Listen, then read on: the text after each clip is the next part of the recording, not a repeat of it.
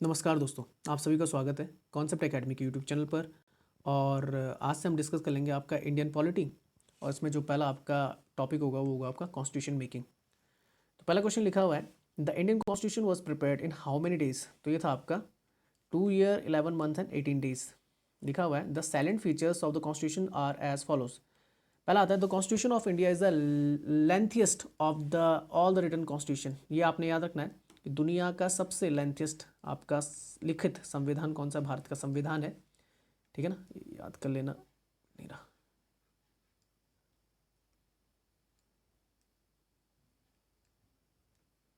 ठीक है ना, ठीक है। और लिखा, it is very comprehensive, elaborate and the detailed document. The Indian constitution was prepared in the 2 years 11 month and 18 days. The constitution of India was adopted हुआ 26 नवंबर 1949। और आपका देखो लिखा हुआ है, द नेशनल एंथम कब हुआ था। नेशनल एंथम जो आपका जनगण मन है 24 जनवरी 1950। इसी दिन आपका नेशनल सॉन्ग जो था आपका वंदे मातरम वो भी अडॉप्टेड हो जाता है। और इफेक्टेड कब से होता है, अब देखो सुनो, जो आपका 26 नवंबर 1914 इसको कॉन्स्टिट्यूशन डे मनाया जाता है भारत में। नेशनल फ्लैग जो था वो अडॉप्टेड कब होता है, 22 जुलाई। ये इंपॉर्टेंट है, 22 जुलाई 1947 को। The ratio of the width and the बोल सकते हैं लेंथ एंड द विड्थ अगर देखा जाए, तो अगर देखा जाएगा तो लंबाई जो है वो 3 है। और जो आपकी ठीक है ना, लंबाई कितनी है, लंबाई आपकी 3 है और चौड़ाई आपकी कितनी है, 2 है। ठीक है ना, 2:3 में आपको देखने को मिलती है। अच्छा, next the national flag has the 24 तिलियाँ हैं। The constitution of India provide for only single citizenship. हमारे यहाँ पे एकल नागरिकता है, दैट इज इंडियन सिटीजन, दो it is federal in nature and has the dual polity. The Constitution of India has borrowed most of its provision from the Constitution of various their countries as well as from the Government of India Act 1935। याद रखना, सबसे ज़्यादा जो हमने बोरो किया वो 1935 act के through ही किया। जैसे लिखा हुआ, the philosophical part of the Constitution derives its inspiration from the American and the Irish Constitution. The political party of the Constitution derives its inspiration from the British Constitutions. The other provisions of the Constitution has been drawn from the Constitution of the Canada, Australia, Germany, USSR, now Russia, France, South Africa and Japan and so on. The Indian Constitution is a unique example of the combination of the rigidity and the flexibility। मतलब कैसा है, कठोर भी है और कैसा है, soft भी है। हमारा जो संविधान है, कॉन्स्टिट्यूशन में बी कॉल्ड रिजिड और the flexible on the basis of its amending procedures. In rigid constitution amendment of the constitution is not easy. आप संविधान संशोधन इतने आसानी से नहीं कर सकते हैं। The Constitution of India provides for three categories of the amendments. In the first category, the amendment can be done by the two houses, जो आपके दो बोल सकते हैं संसद है, दो houses Lok Sabha Rajya Sabha of the parliament. Simple majority से कर सकते हैं, 50% + 1 ऑफ द मेंबर प्रेजेंट, जो आपके present voting of the before sending it for the president assent. दूसरा आता है, सेकंड कैटेगरी आती है, स्पेशल मेजॉरिटी चाहिए होती है। और तीसरी बहुत कठिन होती है, जैसे जीएसटी के टाइम पे हमने तीसरी वाली लगाई थी, तो लगा हुआ it is the third category beside the special majority mentioned in the second category and the same as to approved also by the least 50% of the state legislature. मतलब आपको स्पेशल मेजॉरिटी से तो लोकसभा राज्यसभा में पास करना पड़ेगा, साथ ही साथ 50% से अधिक राज्यों में भी कि स्टेट लेजिस्लेचर्स में उसे पास कराना पड़ेगा सिंपल मेजॉरिटी से। ये आपने याद रखना है, ठीक है ना। ये वाला तो काफ़ी टफ होता है। नेक्स्ट, कमिटी और चेयरमैन। तो यूनियन वाला जो था, सिंपल सी बात, अगर यूनियन आ जाता है जवाहरलाल नेहरू, प्रोविंशियल आ जाता है, प्रांतीय आ जाता है, तो आपका सरदार पटेल है। फंडामेंटल राइट्स सब कमेटी जो थे उसके जेबी कृपलानी थे, और माइनॉरिटी सब कमेटी के आपके एच सी मुखर्जी थे। ये आपने याद रखना है। तो केवल बोल रहा है करेक्टली कौन सा मैच्ड है, तो दो ही है, फर्स्ट एंड सेकेंड। पढ़ लेते हैं, देखो लिखा हुआ है, major committee and their chairman. Union power committee Jawaharlal Nehru, union constitution committee वो भी Jawaharlal Nehru, provincial constitution committee Sardar Patel, drafting committee doctor Bhimrao Ambedkar, advisory committee on the fundamental rights minority and tribal exclude area, ये थे सरदार पटेल ही थे। क्लियर बात समझ में। और सब कमेटी जो थी इसके अंतर्गत, तो याद रखना ट्राइबल सारा ये जितना भी है सरदार पटेल के पास था। सब कमेटी देख लेते हैं। फंडामेंटल राइट्स की दे दी गई किसको, जेबी कृपलानी को, और सब कमेटी की दे दी किसको, एच सी मुखर्जी को। ये आपने याद रखना है। North east frontier tribal area and the Assam excluded in the partially excluded area sub committee, ये गोपीनाथ बारदोलोई को दिया गया था। असम के पहले मुख्यमंत्री भी थे। Excluded in the partially excluded area other than those in the Assam सब कमिटीज़ के आपके कौन थे, A V Thakkar, north west frontier tribal area sub committee, ठीक है ना। और rules of the procedure committee, ये डॉक्टर राजेंद्र प्रसाद थे। State committee for the negotiating with the state Jawaharlal Nehru, और स्टीयरिंग कमेटी के आप कौन थे, आपके राजेंद्र प्रसाद थे। Who was the interim chairman? Interim chairman थे आपके कौन? सच्चिदानंद सिन्हा। ये आपने याद रखना है, जब आपकी कॉन्स्टिट्यूशन असेंबली फॉर्म्ड हुई थी और उसके बाद परमानेंट जो बन जाते हैं कौन बनते हैं आपके? राजेंद्र प्रसाद बनते हैं। एंटरिम, अंतरिम, ठीक है ना, एक दो दिन के लिए रहते हैं। तो लिखा हुआ the constitution of India was officially framed by the constitution assembly या Constituent Assembly. The Constituent Assembly was set up in the 6th of December 1946. The first official meeting of the Constituent Assembly was held in the 9th December 1946. इसी दिन बना दिया जाता है सच्चिदानंद सिन्हा को। was appointed as a temporary chairman क्योंकि सबसे senior most थे। During the first meeting, Sadanan Sinha was an Indian lawyer and the parliamentarian. He was elected as the oldest member following the French practices. France से ले रखी थी ये practices। आज भी यही होता है कि जो सीनियर मोस्ट होता है, जो आपका इंटरिम स्पीकर होता है, उसको वो भी इसी तरीके से ले लिया जाता है लोकसभा में। He was a member of the imperial legislative council from the 1910 to 1920. He was appointed as the deputy president of the Indian Legislative Assembly in the 1921. Notable works, some eminent Indian contemporaries, Iqbal, the poet, and his message. Dr. Rajendra Prasad was elected as the permanent member, permanent president of the Constituent Assembly on the 11th of December 1946. तो याद रखना 6 को formed हुई थी, 9 को interim president बने और बोल सकते हैं आपके परमानेंट कौन बन गए? डॉक्टर राजेंद्र प्रसाद। आप देख लीजिए, constituent assembly also appointed S C Mukherjee as the vice president, ठीक है ना, एस सी मुखर्जी बने थे vice president. Jawaharlal Nehru is the architect of the preamble, बोला जाता है, जो आपको क्या था? प्रस्तावना था। Doctor Ambedkar is the architect of the Indian constitution, ये आपने याद करना है। नेक्स्ट चलते, consider the following statement in respect of the independence act 1947 को जो हमारा था। The act empowered the assembly to abrogate और alter any law made by the British parliament in the relation to the India. बिल्कुल सही है।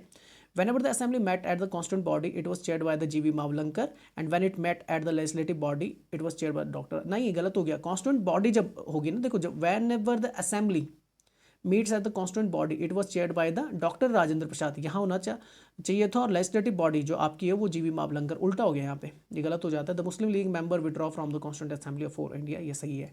तो answer हो जाएगा आपका फर्स्ट एंड थर्ड। तो लिखा हुआ मैं पढ़ लेता हूँ। द इंडिपेंडेंस एक्ट 1947 का था आपका। The act empowered the assembly to abrogate or alter any law made by the British Parliament in relation to India. कह रहा है कि भारत के मामले में जो ब्रिटिश पार्लियामेंट ने लॉ बनाए थे, उस पूरा अधिकार दिया गया था कि कॉन्स्टिट्यूंट असेंबली उन्हें क्या कर सकती है? हटा सकती है, उनमें चेंजेस ला सकती है। तो पहला तो सही हो जाता है। The constituent assembly first met, मैंने बता दिया आपका, the legislative body on the 9th of December 1946. The first meeting was held in the Constitution Hall, now the Central Hall of the Parliament House. Whenever the assembly met at the constituent body, it was chaired by the Dr. Rajendra Prasad, and when it met as the legislative body, तो जब constituent body के तरीके से देखा जाए तो वो doctor Rajendra प्रसाद है। लेजिस्लेटिव बॉडी के हिसाब से देखेंगे तो जीवी मावलंकर थे, और जीवी मावलंकर आपके बनते भी लोकसभा के पहले के अध्यक्ष बनते स्वतंत्र भारत के। The constituent assembly was made a fully sovereign body. The Muslim league member withdraw from the constituent assembly for India. Constituent assembly के बारे में पढ़ते हैं। An idea for the constituent assembly was propose in the 1934। पूछा जाता है किसका idea था कॉन्स्टिट्यूंट असेंबली फॉर्म करने का? एम एन रॉय का, आपके कम्युनिस्ट पार्टी से रिलेटेड थे, pioneer of the communist movement in the India. The total time taken to frame the constitution was 2 years 11 months and 17 days। तो 2 वर्ष 11 माह 18 दिन थे यार, लगभग 18, यहाँ पर 18 कर देना, ठीक है ना। Doctor Bhimrao Ambedkar had studied the constitution of about the 60 country. क्यों दिया गया? 60 देशों का संविधान पढ़ा हुआ था इनका। While drafting the constitution, he was chairman of the drafting committee. Ambedkar is recognized as the father of the Indian constitution. The most important provision of the Independence Act, division of the British India into the two new dominion, दो बनेंगे भारत और Pakistan, India and Pakistan, with effect from the 15th of August 1947. Partition of the provinces, Bengal and Punjab between the two new countries, ये बन जाते हैं। Establishment of the office of the governor in each of the two new countries as representative of the crowns। याद रखना, भारत में तो आपके यही रहते हैं कौन? माउंटबेटन, और वहाँ पे कौन बन जाते हैं? Mohammad Ali Jinnah. Termination of the British suzerainty over the princely states with effect from the 15th of August 1947, ठीक है ना। देसी रियासतों में जो कंट्रोल था उसे हटा दिया जाता है, किसके? ब्रिटिशर्स के अधिकार को हटा दिया जाता है, कंट्रोल को हटा दिया जाता है। These princely state could decide to join either India और पाकिस्तान, और एक और ऑप्शन था, स्वतंत्र भी रह सकते हैं। आगे लिखा, evolution of the use of the title emperor of India by the British monarch, ये हटा दिया जाता है भाई, ठीक है ना। क्या वो बोल सकते हैं कि ब्रिटेन का जो राजा होगा वो भारत का राजा नहीं कहलाएगा। The idols of liberty, equality and fraternity, ठीक है ना। तो liberty, equality and fraternity enshrined in the constitution of India are borrowed from the constitution of, actual में फ्रांस, कॉन्स्टिट्यूशन नहीं बोलेंगे, एक्चुअल में फ्रेंच रेवोल्यूशन से ले रखा है। अब फ्रेंच रेवोल्यूशन आपका हुआ था 1789 to 99, liberty equality and fraternity निकल के आती है यहाँ पे, ठीक है ना। बोल सकते जैसे बोलते हैं आपका समानता, एकता और बंधुता, तो फ्रांस से ले रखा है भाई हमने ये। तो लिखा हुआ the idols of the liberty equality and fraternity enshrined in the constitution of India are borrowed from the constitution of France. Liberty, the idea of the liberty refers to the freedom of the activities of the Indian nationals. Equality, this envisages that no section of the society enjoy special privilege, किसी को नहीं दिया जाएगा कुछ special privilege नहीं दिया जाएगा, and individuals are provided with the adequate opportunity without any discrimination. Fraternity की अगर बात है, this refers to the feeling of the brotherhood and a sense of belonging with the country among its people. Indian constitution has absorbed many features from the other nation constitution that suited India problems and the aspiration. पहला आता है USA से क्या क्या ले रखा भाई, fundamental rights, preamble, independence of judiciary, judicial review, impeachment of the president और post of the vice president. USSR से क्या ले रखा है, fundamental duties under the article 51A और 5 ईयर प्लान। जापान से क्या ले रखा है, procedure stabilize by the law, ठीक है ना, न्यायिक प्रक्रिया ले रखी है, ठीक है। ब्रिटेन से यहाँ से कहिए parliamentary form of the government, rule of law, single citizenship, writs ले रखी है, institution of the speaker and his role, bicameralism ले रखा है, जैसे लोकसभा, राज्यसभा और राज्यों में आपका क्या जाता है विधानसभा और विधान परिषद कई जगह, और वहाँ पर ज़्यादातर यूनिकैमरलिज्म ही देखने को मिलता है। ऑस्ट्रेलिया से भाई freedom of trade and the commerce with the country and between the states, concurrent list ले रखी है, joint sitting of the two houses of the parliament ये ले रखी है। नेक्स्ट आता है consider the following statement regarding the constituent assembly. लिखा हुआ M N Roy was the first to put forward the demand of the Constituent Assembly, मैंने बताया था 1934 के आसपास, ठीक है ना, ये डिमांड कर लेते हैं, बिल्कुल सही है। In August of 1940 the British government finally accepted the demand of the constituent assembly without condition, नहीं कंडीशन थी भाई, विदाउट यहाँ पर गलत हो जाएगा, तो ये गलत हो जाएगा, ठीक है ना। In 1942 sir Stafford Cripps came to India with the draft proposal of the British government on the framing and independent constitutions to be adopted after the world war 2, सही है। The Cripps proposal for the first time accepted the principle that the constituent making would solely by the responsibility of the Indian only, कि भाई बिल्कुल सही है। Cripps जब propose देते हैं ये प्रपोजल देते हैं कि भाई अगर आपको क्या करना है, कॉन्स्टिट्यूशन मेक करना है या संविधान बनाना है, तो उसमें सिर्फ भारतीयों का क्या होगा, हाथ होगा, हमारा किसी तरीके से उसमें रोल नहीं होगा, तो ये भी बिल्कुल सही है। तो आंसर 2 को छोड़ के सारे सही है, first 3 and 4 is the right answer.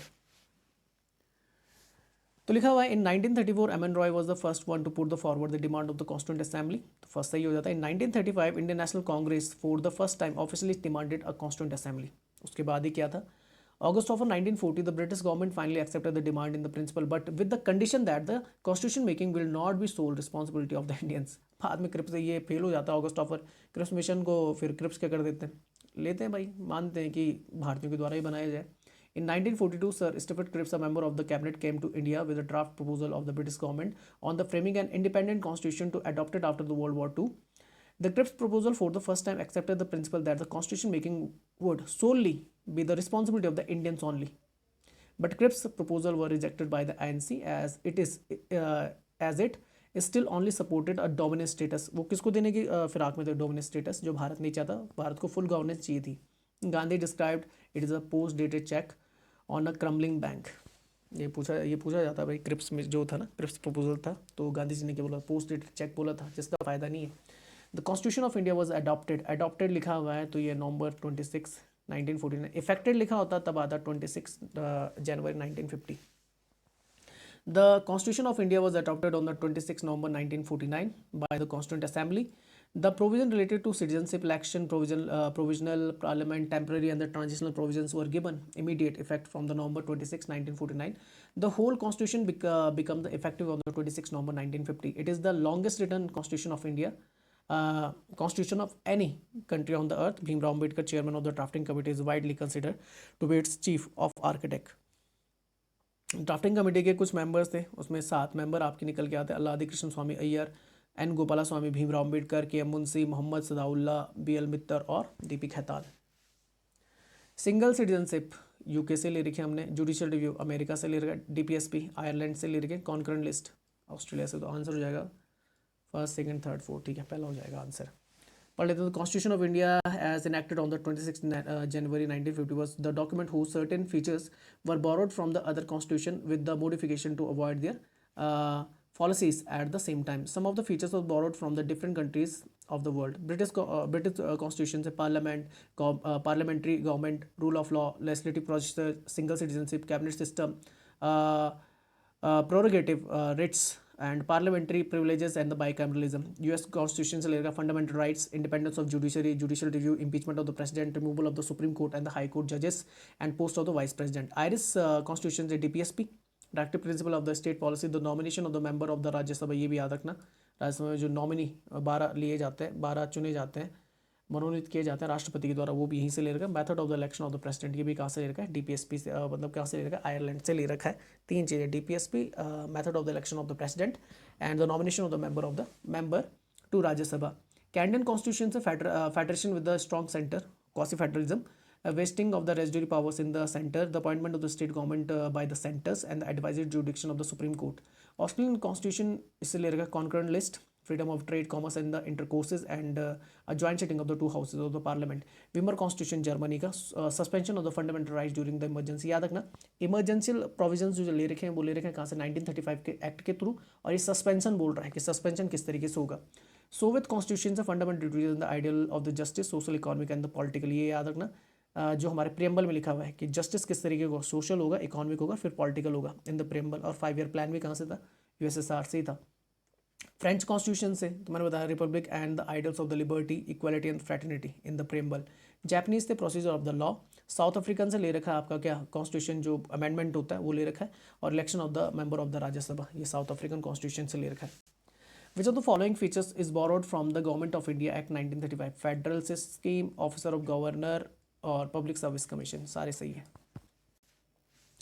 लिखा हुआ है the main source of the Indian constitution is the government of India act 1930. सबसे ज़्यादा यहीं से ले रखा है. Was the longest act of the parliament. It was commenced on the 1st of April 1937. Under this act, the Reserve Bank of India was established. DRK was द्वैत शासन खत्म कर दिया गया, and the federal court was established. The residuary power was also given to the viceroy. Residuary power आप जानते हैं, आज के टाइम पे अगर बात जो बोल सकते हैं आपका यूनियन लिस्ट, स्टेट लिस्ट और कॉन्करेंट लिस्ट में अगर उसका जिक्र नहीं है तो वो बोल देते हैं वो पावर किसके पास चली जाएगी, सेंटर के पास चली जाती है. उस टाइम पे वाइसराय के पास जाती थी. So many features was borrowed from this act such as the federal scheme, the office of the governor, public service commission, administrative details. The constitution of 1950 was by product of the legacy started by the government of India 1935. It also established the Federation of India consisting of the provinces of the British India and most of the princely states. Indian Constitution came into existence on the 26th of November 1949. The Constitution Assembly of the 299 members drafted the Constitution considering the features of the Constitution of the other countries as well as from the Government of India Act 1935. US constitution फिर से पढ़ लेते हैं. Fundamental rights, independence of the judiciary, judicial review, the impeachment of the president, removal of the supreme court and the high court and the post of vice president. British constitution से ले रखा आपका parliamentary government, rule of law, legislative procedure, single citizenship, cabinet system, prerogative writs, parliamentary privileges and the bicameralism. Australian से ले रखा है concurrent list, freedom of the trade, commerce and the intercourses and the joint sitting of the two houses of the parliament. Japanese से ले रखा है procedure of the law. अच्छा, which of the following is the member of the drafting committee. Gopalaswami Ayyangar थे drafting committee में, Alladi Krishnaswamy Iyer थे, DM Munshi, के M Munshi, बिल्कुल डॉक्टर के एम मुंशी थे, नहीं जवाहरलाल नेहरू थे, और पट्टाभी सीतारामैया भी नहीं थे. तो first, second and third is the right answer. पढ़ लेते हैं drafting committee. Among all the committee of the Constitutional Assembly, the most important committee was the drafting committee set up on the August 29, 1947. ये याद रखना आप लोग.